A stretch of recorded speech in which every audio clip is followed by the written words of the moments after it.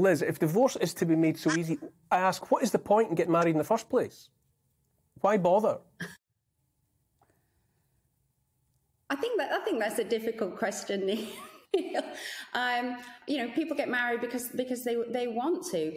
You know, making it easier doesn't necessarily mean that there will be more divorces. There might be an initial influx or a few more people that have been waiting, but you know, from my perspective, I'm not sure that we'll see the steep rise that people are thinking of. But Phoebe's in the legal profession, and she may have a different opinion. Phoebe, it just seems to me almost an existential question. You know, rather than making divorce so easy, why would people get married if built into it right before the words are out of your mouth is the notion that you can walk away from that contract for absolutely no reason? It seems to make getting married a very flimsy and ephemeral thought. I think I'm obliged to say people still get married for love. It's social pressure, traditional family pressure. It's kind of what people grow up thinking that that's what they want to do. And I think just because it might be more easy to get divorced, it's not going to stop people getting married, I don't think. I think people are always going to want to get married. I think it's still very aspirational for people. Has the appetite for this come from the public, or is it coming from the legal profession? Is that, you know, where has this idea come from, this no-fault divorce? I think it's coming from both the public and the legal profession. The legal profession have been campaigning for this. I don't know a single family lawyer who doesn't want this to happen.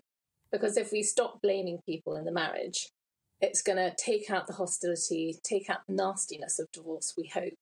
So then that any financial or children issues stemming from the divorce can be done in a much more amicable and grown-up fashion.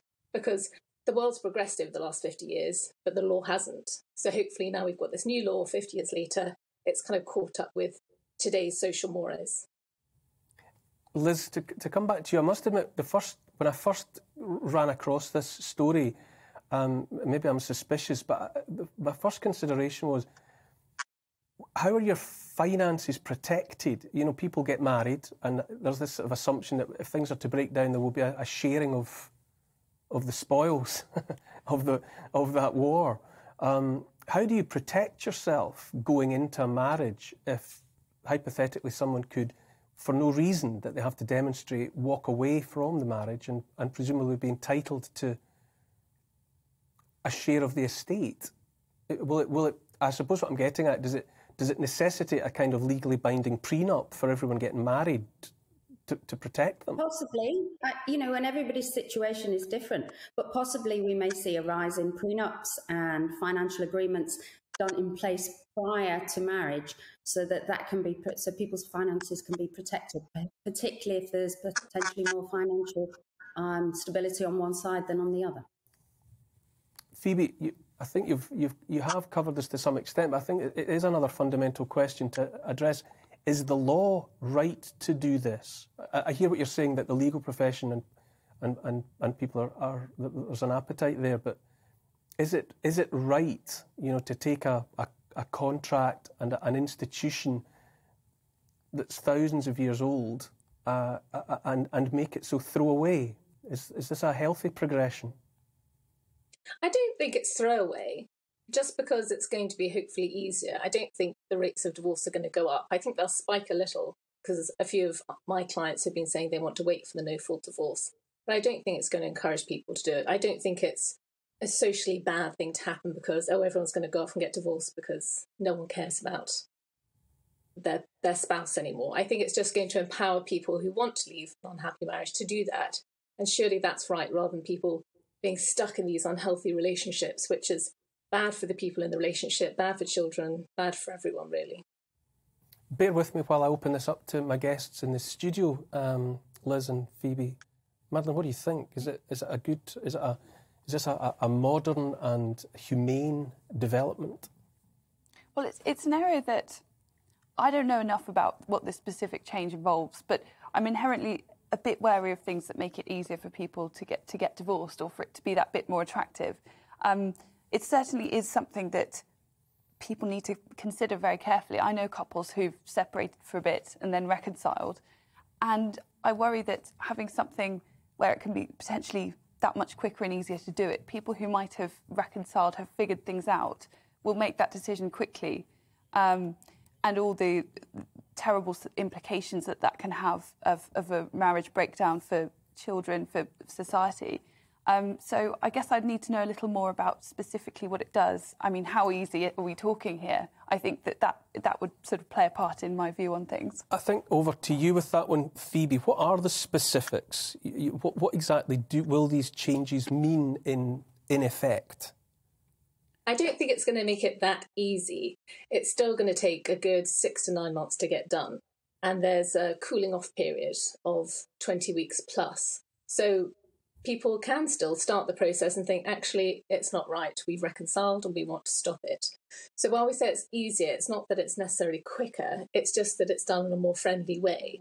At the moment, without the no-fault divorce, we're in a situation where you have to blame someone. So you have to set out in a divorce petition, the reason I want to divorce this person is because of X, Y, Z. And that can be quite inflammatory and sets things off to a very negative start. So it's easier in that it's just nicer and friendly. It's not that it's, oh, right, let's get divorced. A week later, you're divorced. It's not like that. It's still a long time. Which age group, I suppose, which part of the married demographic would you expect this to be most appealing to? You know, is it more likely to be people who've been married for a long time, or is it? It seems to me that it might cause a spike in people who've been married a very short time, had a wake up about what being married is actually like, and bail on the whole idea 18 months in. I don't think so. I personally don't see that many short marriages. They're usually longer marriages that end up in a divorce. I think lots of people now live together before they get married. So they've kind of tried before they've bought the marriage. So often that creates for a much more stable relationship and a longer relationship. So I don't think we're going to see a spike of shorter marriages. Lynn, but what do you make of this? Am I just being Victorian dad here? If marriage is to mean anything, then it's got to be different to being in just a relationship with someone. I've never got past being engaged. I have to declare an interest, but those engagements are pretty much what this marriage sounds like. I went into the engagements ended for different reasons, and that was it. Now, had I been married in any of the 3 times this has happened, then maybe it would have been a little bit different. Here's my view. If you can leave without blame, you have to leave without a check. Because I don't want this to turn into a situation where you get married and think you're going to make a profit out of it. I'm actually missing a wedding today, Adam Dowling, who's marrying his partner. It's definitely for love. He doesn't have to get married. Pleased to hear it. But if it wasn't for love, one of them could say, let's start the 20-week proceedings right away, and then we keep our options open. And that's my worry. You can calculate your way out of this one. Liz, that's money. Is so many things that you have to consider the money. What ought people sensibly be doing to protect their finances now? Well, you know, when you go into a marriage, you're joining everything, including your finances. So if you don't want that to happen, like we said earlier, then perhaps a prenup is what you should be entering into prior to getting married. But when you enter into a marriage with someone, everything's shared, from your home to your finances to your children. So yeah, unless you want to have that legal agreement up front, there isn't really any way to protect them, because if you're going to then come out of the marriage, you need to be aware that you're going to have to share. And I think perhaps the no-fault divorce and the lack of animosity will perhaps make things a little bit more amicable, and hopefully there'll be less fighting and a bit more sharing, particularly on the finances, hopefully. Phoebe, prenuptial arrangements, are they legally binding in this country as things stand? Do courts recognise the validity?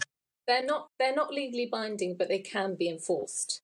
So if it's fair, how does that work? If you've got to have kind of ticked a few boxes, like you've each have got to have disclosed all of your assets, you've got to have had legal advice, you've got to have done it hopefully at least 28 days before the marriage, to try and make sure people understand what they're getting into. When I see a client and they're talking about a prenup and they say, how can I protect my wealth? My first thing is I say, don't get married. It's the best way to protect the money. You don't need to share it if you're not married.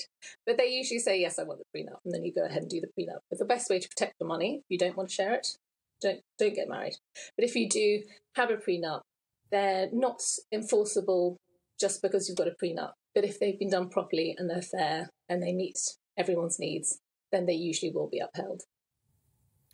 I'm sensitive to. I probably started a bit of cynicism in this conversation, and I'll take full responsibility for that. In the 21st century, is the institution of marriage still strong? Phoebe, are you married? Do you believe in marriage? I do. I'm happily married. Liz, are you? Yeah, married, 3 children. Yeah. So we're not progressing down a path to where marriage is simply something that we evolve beyond. Is that not what we're saying here? No, I don't think so. I think before I started being a family lawyer, before I got married, people used to say, "Does it not put you off marriage?" Seeing how it can end, and I said, "No, it doesn't put me off. It just makes me go into it with my eyes wide open